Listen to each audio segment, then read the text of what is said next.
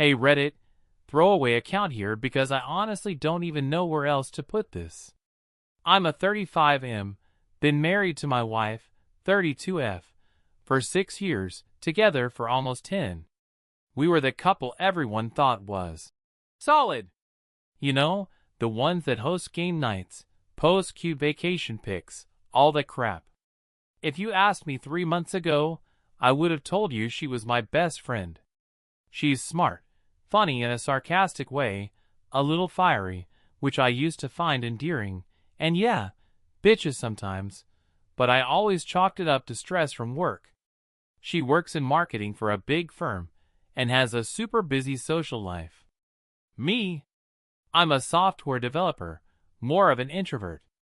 Things started feeling off about 6 months ago. At first, it was little things. She got really protective of her phone. Like if I even reached for it to pass it to her, she'd snatch it back, laughing nervously. She started staying late at work a lot, saying there were big campaigns coming up. She also suddenly became obsessed with going to the gym at weird hours. I tried to brush it off. I told myself, dude, she's probably just stressed. Maybe she's trying to better herself. Don't be paranoid. But there were moments, like when she'd come home smelling faintly of cologne that wasn't mine, or when she'd dress up a little too nice for happy hour with coworkers, where I felt this pit in my stomach. I ignored it. I didn't want to be the jealous, controlling husband. I trusted her. Or at least, I wanted to. But trust has a funny way of cracking when all the signs start piling up. So yeah, the little things started stacking up like an ugly game of Jenga. She suddenly had this new friend from work named Tyler. At first, it was just casual mentions. Oh, Tyler said the funniest thing today. Or, Tyler thinks this campaign will flop. I didn't think much of it. But then it was Tyler said I should try this restaurant. Or Tyler recommended this new workout plan. And suddenly it felt like Tyler was living in our house without paying rent. Then came the wardrobe changes. She started buying these super revealing outfits. Stuff she never wore for me, ironically. New lingerie, too, which I only found out about because I accidentally saw the receipt in the trash. But when I asked her about it, "Oh, it's just for me. I want to feel confident again." Okay. Fair. But she never wore it for me. Ever. Then she got into this habit of working late 3, sometimes 4 nights a week. I'd text her around 7, she'd respond, "Yeah, still at the office.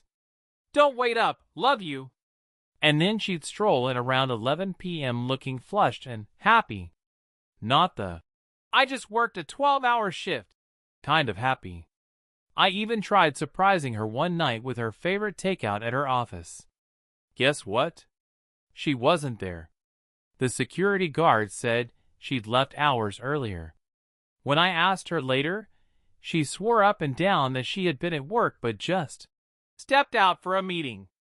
Another time, she came home with her hair all messed up and tried to blame the wind.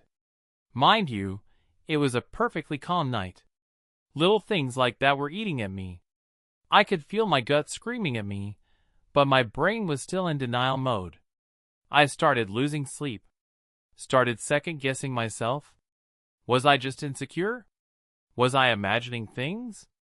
Reddit, I wish I could say I trusted my instincts sooner. But back then, I still believed her. The first hard clue hit me out of nowhere. It was a random Thursday night.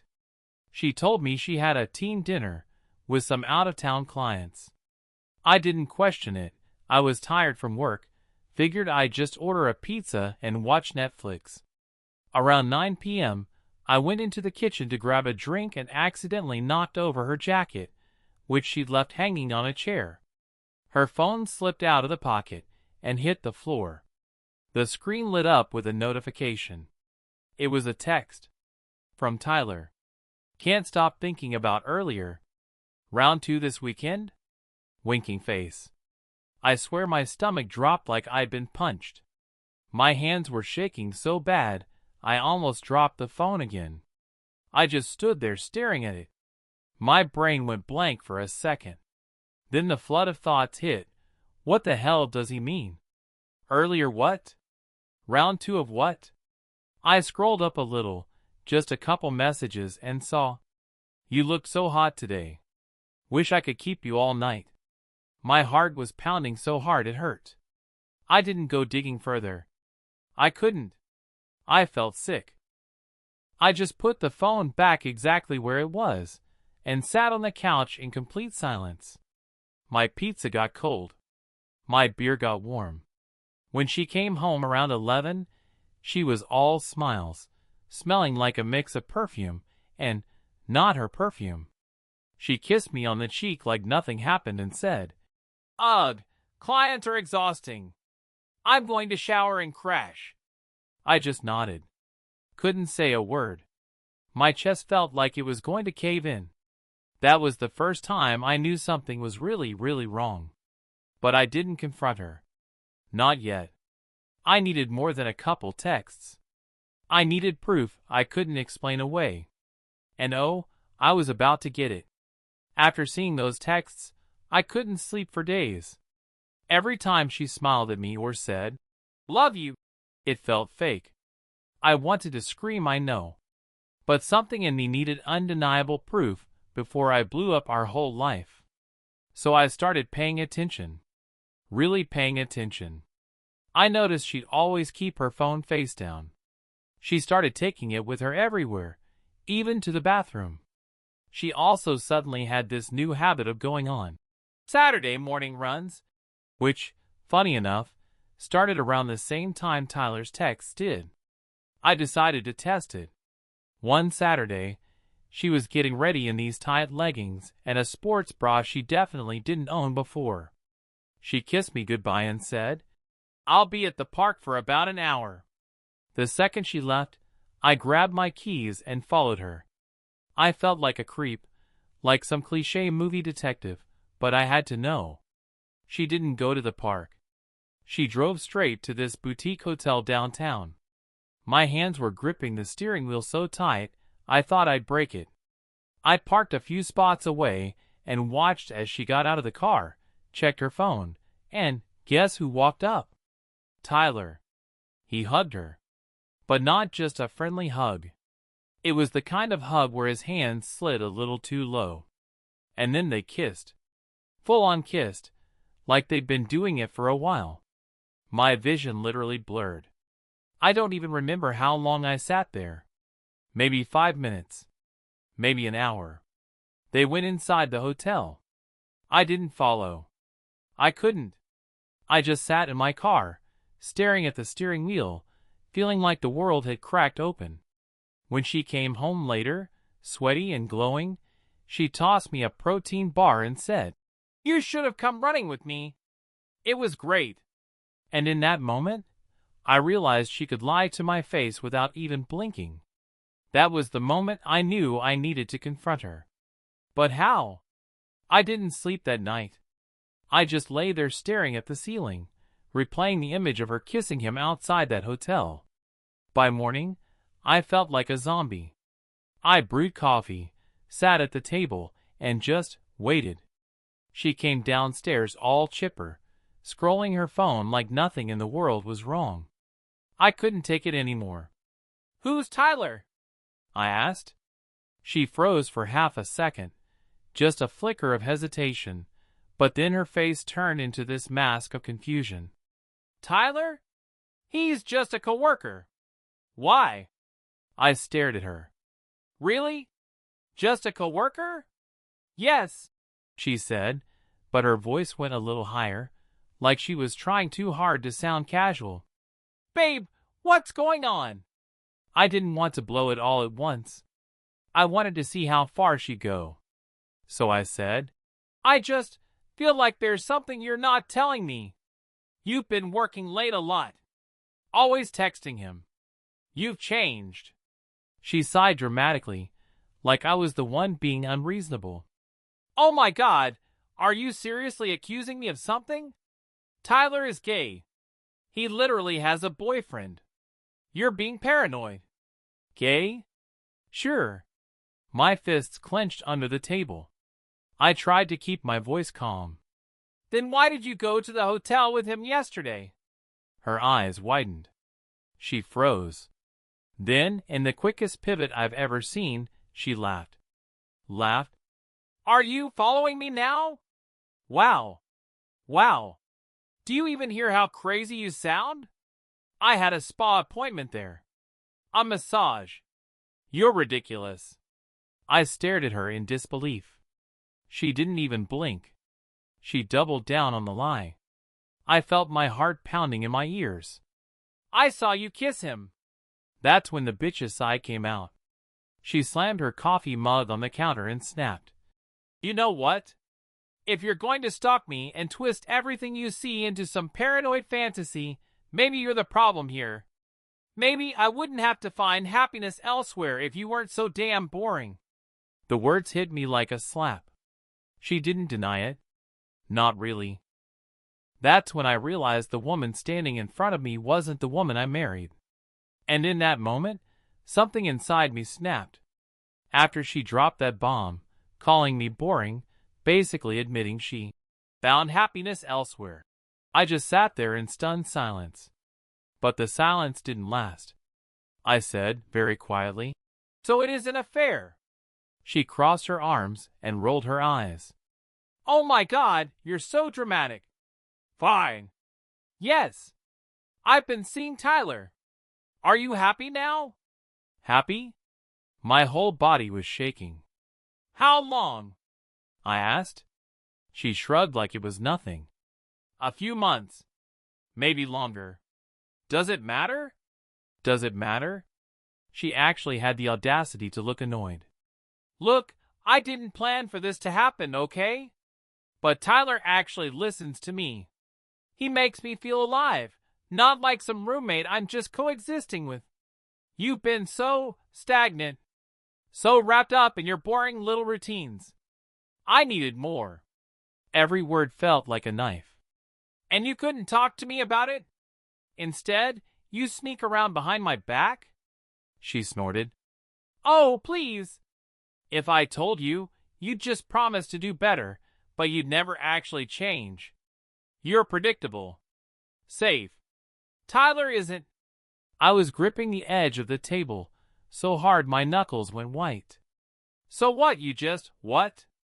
Throw away 10 years for some office fling?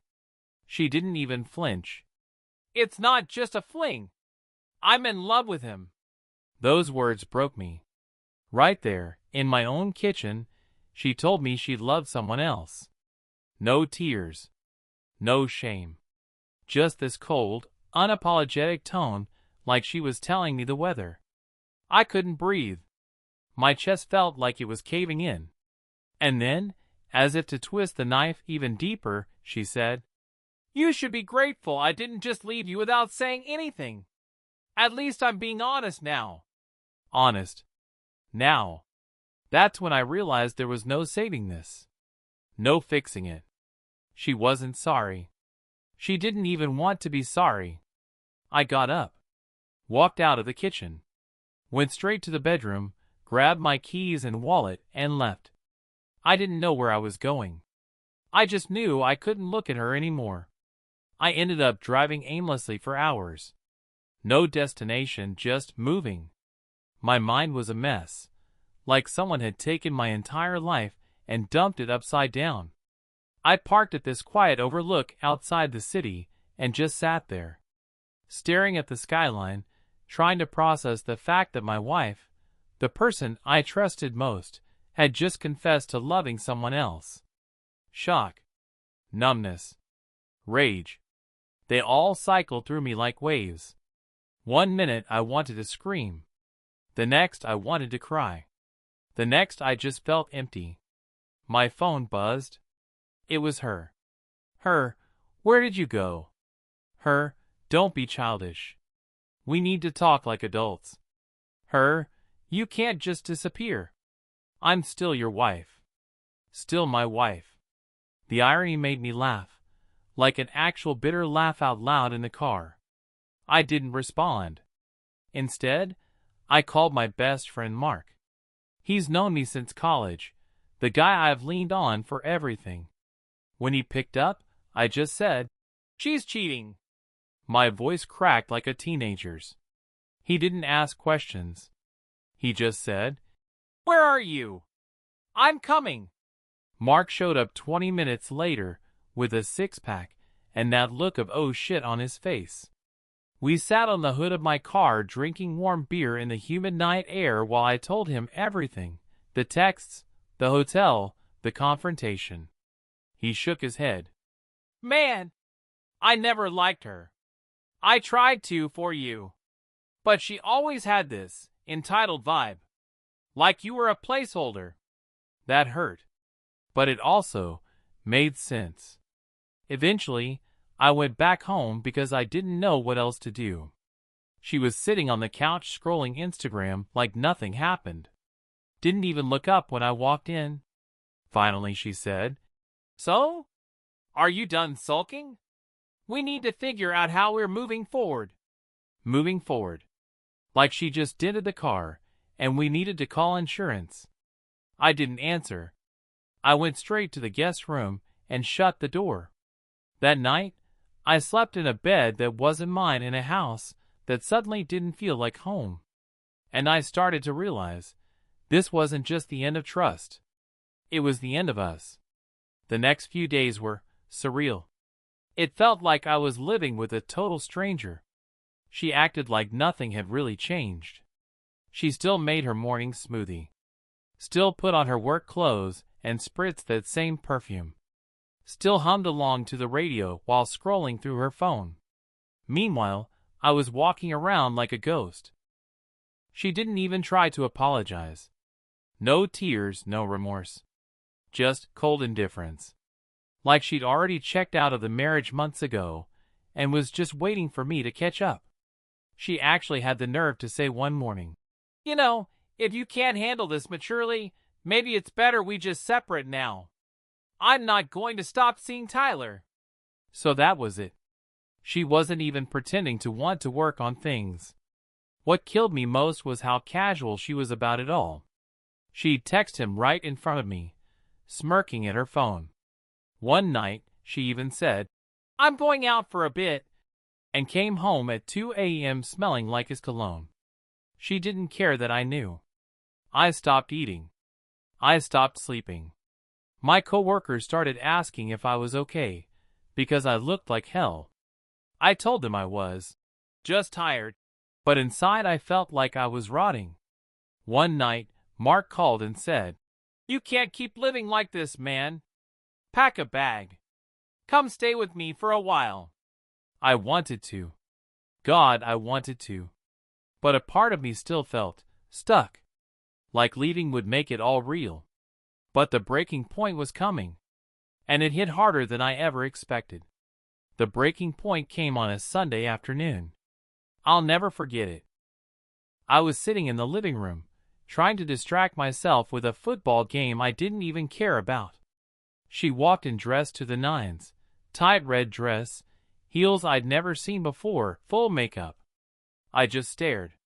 "Where are you going?" She didn't even hesitate. "Brunch with Tyler." Brunch. With her boyfriend. While I was sitting there like an idiot in the same house. I said quietly, "Are you serious right now?"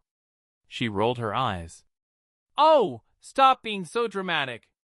We've already talked about this. You know I'm seeing him. If you can't accept it, maybe you should just leave." I felt something inside me snap. A white-hot flash of anger I didn't even recognize as my own. "I'm done," I said. My voice was shaking, but it was the kind of shaking that comes right before an earthquake. "Pack your things. Or don't. I don't care. But when you come back from your little date, I won't be here." She actually laughed. Laughed? "Oh, please. You're not going anywhere. You can't even take care of yourself without me." I stood up, walked past her, and started grabbing my essentials. Laptop, clothes, toiletries. I didn't even bother with the rest. She followed me down the hallway, still talking like I was the crazy one. "You're really overreacting. You'll cool off. You always do." I zipped my bag and looked her dead in the eyes. "No, this time I won't." And for the first time since this whole thing started, I saw fear flash across her face. Just for a second. I walked out the door without another word. Got in my car. And I didn't look back. I drove straight to Mark's place. When he opened the door and saw me standing there with a duffel bag and that hollow look in my eyes, he didn't say a word. Just pulled me into one of those awkward, too long bro hugs that somehow makes you feel human again. I crashed on his couch that night.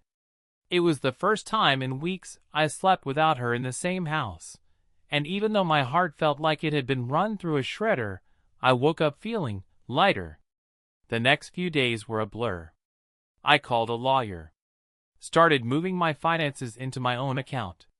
Blocked her on social media because every time I saw her face, I felt physically sick. She tried calling a few times.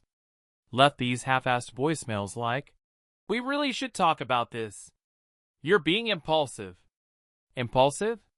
She cheated for months, lied to my face, and then told me she loved him. I think impulsive went out the window a long time ago. Then came the inevitable text.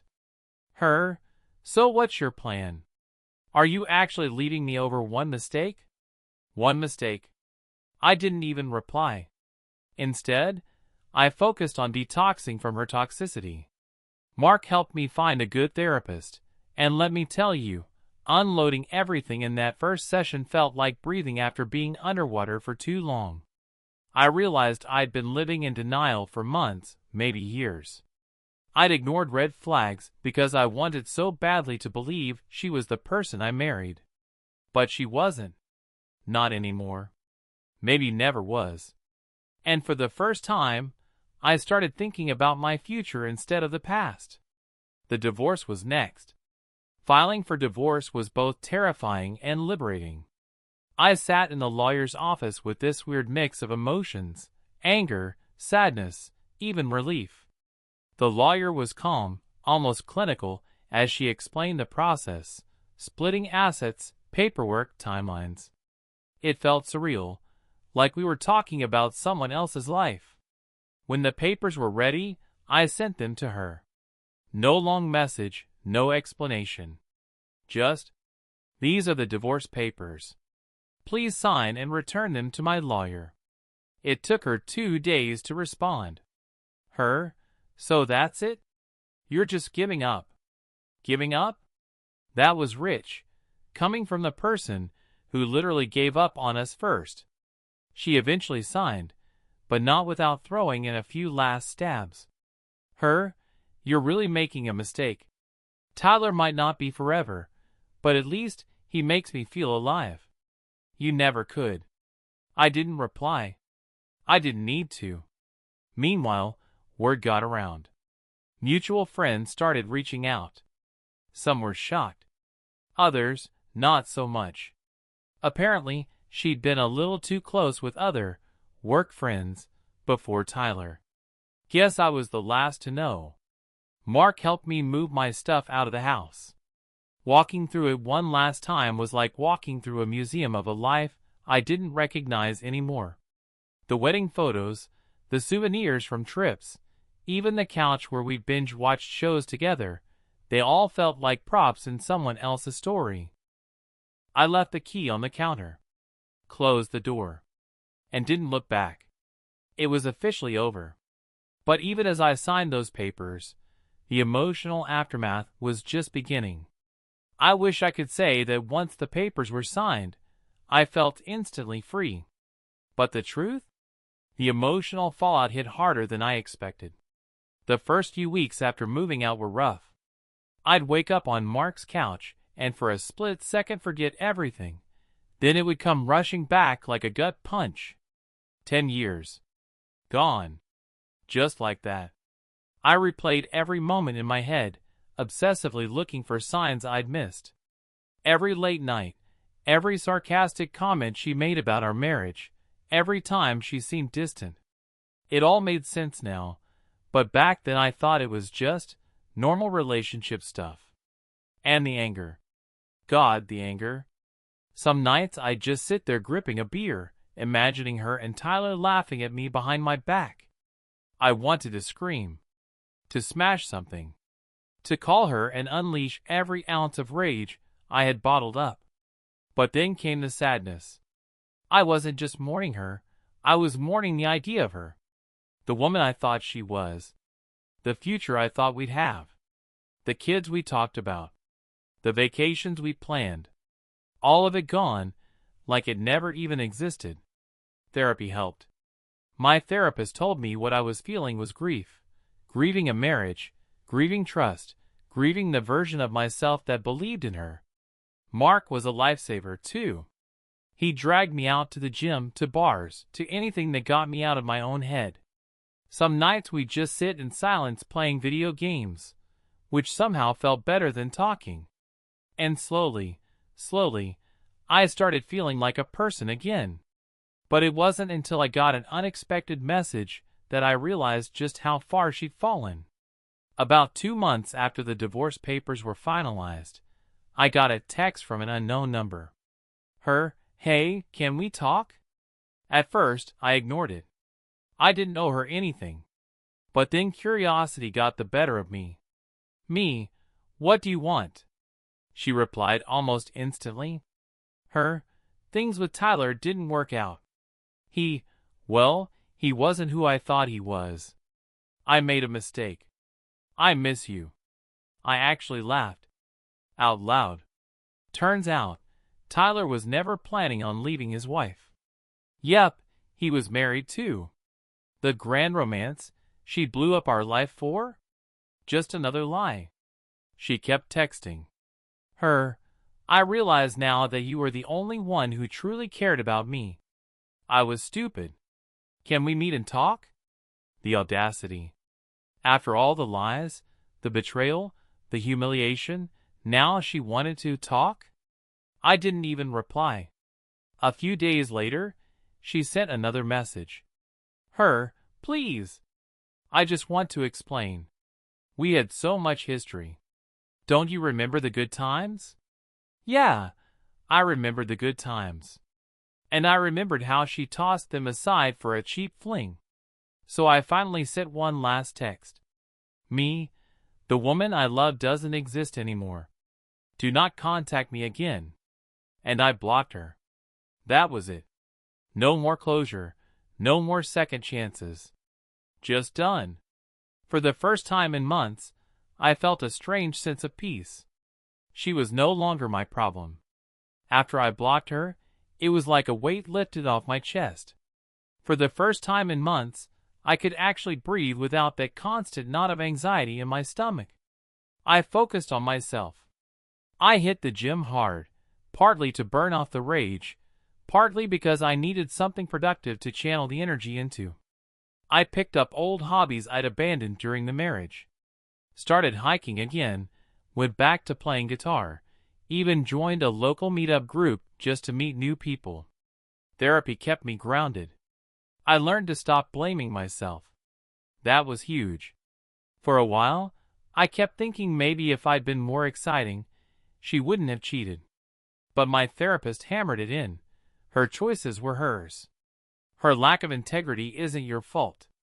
Slowly, I started to feel like me again, someone I hadn't seen in years. And the weirdest part? I actually felt grateful in a twisted way. Because if she hadn't cheated, I would have spent the rest of my life with someone who secretly didn't value me. She didn't ruin my life. She just revealed who she really was. A few months later, I even started dating again. Nothing serious at first, just coffee, small steps. But it felt good to be treated with kindness and respect, basic things I hadn't realized I'd been missing. I won't pretend it was easy. Some nights I still lay awake thinking about everything that happened. But it didn't hurt the same way anymore. I was healing. And for the first time in a long time, I felt like I actually had a future again. So here I am, almost a year later, writing this on Reddit because I know there's someone out there scrolling through posts at 3 a.m., feeling that same gut-wrenching suspicion I once had. Here's what I've learned. 1. Trust your gut. If something feels off, it probably is. I ignored the red flags for months because I didn't want it to be true. Denial doesn't save you. It just drags out the pain. 2. Cheating isn't about you. It's not about what you lacked or didn't do. It's about them, their selfishness, their inability to communicate like an adult, their weakness. Full stop. 3. People who truly love you don't make mistakes that destroy you. Love doesn't lie, gaslight, and then blame you for their betrayal. 4. Leaving is hard, but staying is worse. The moment you realize someone has no respect for you, you owe it to yourself to walk away. It's not easy, but it's the only way to heal. 5. You will heal. It doesn't feel like it in the beginning. It feels like the end of everything. But one day you'll wake up and realize the pain isn't crushing you anymore. You'll start laughing again. You'll start living again. If you're reading this and going through something similar, listen to me. You deserve better. You deserve honesty, loyalty, and someone who chooses you every single day. Don't let anyone convince you otherwise. As for me, I'm stronger than I ever thought I could be. I lost a wife, but I found myself again. And that's worth more than any broken marriage. So yeah, that's my story. Thanks for reading, Reddit. If my experience helps even one person get out of a toxic situation, it's worth sharing. Stay strong.